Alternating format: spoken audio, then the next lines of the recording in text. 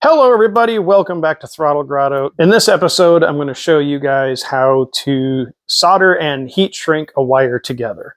Let's get to it. Overall, this is a pretty simple process. You don't need a lot of tools to do it. You need a wire cutters, something you can strip the wire back with. You need solder, and this is some rosin core solder that I've had for many years. I bought a giant spool of it and it's lasted me a long time. Heat shrink tubing, of course, a soldering gun. And there's two different types. There's this gun type, which works really well. And then there's this pencil type. So there's the pencil type. You can use that as well.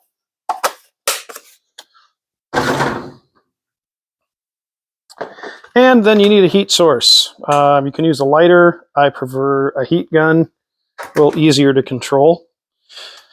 Okay, a couple different ways you can join your wire. I've seen where people like stack them like this, and then they start wrapping wire around like each individual strand around each other and then solder it. I'm sure that's exceptionally strong, but I don't have the eyesight nor the dexterity nor the tiny hands to do that. So what I'm going to do is I'm going to just give these a little quick twist.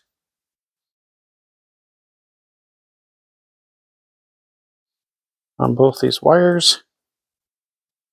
And then I'm going to kind of put them over each other like an X. And then I'm just going to twist and wrap the strands around each other real tight. Now, before I wrap these, I should have put my heat shrink on.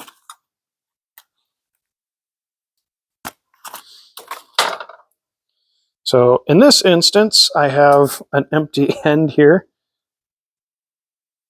that I can kind of cheat and slide my heat shrink over. You want to keep the heat shrink back from the joint you're working on so you don't get it hot.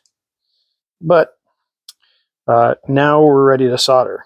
So can get that up just off the wood just a little bit maybe. There we go. Use my tool to suspend it. And then we're going to start the soldering gun. Going to wait for it to get nice and hot. It's always a good tip before you start to tighten the bolts that hold the wand or the tip into the gun, and clean the tip of your gun. Makes it heat up a lot faster, and the heat transfer works a lot better with the solder. So now that we have the tip is warm, we're going to use it on we're going to touch the wires. Not going to really touch the solder as much.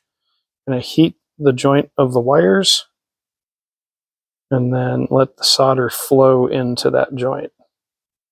So you're kind of melting the solder with your wires instead of the gun. Try not to get it too hot so you don't melt the insulation on your wire. And then once it's done, the solder cools really quick. You know, don't grab it right away, but it does cool faster than you would expect. You can check it all the way around, make sure you've got a good joint. And then the next step is we're just going to slide our heat shrink over our joint, make sure that it covers it all the way around, and blast it. We'll watch that heat shrink right up over that wire, get nice and tight.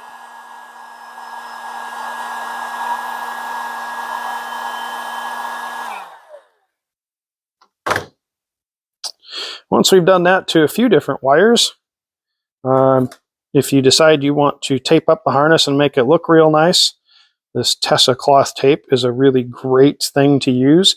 I have another video about how to tape a harness, and I'll link that one here at the end. But that's it. Now you have a good solid connection that's weatherproof from the heat shrink, and you can go about your transferring electricity. All right, so that's just a quick video on how to solder and heat shrink a wire. So until next time, get out there and work on something.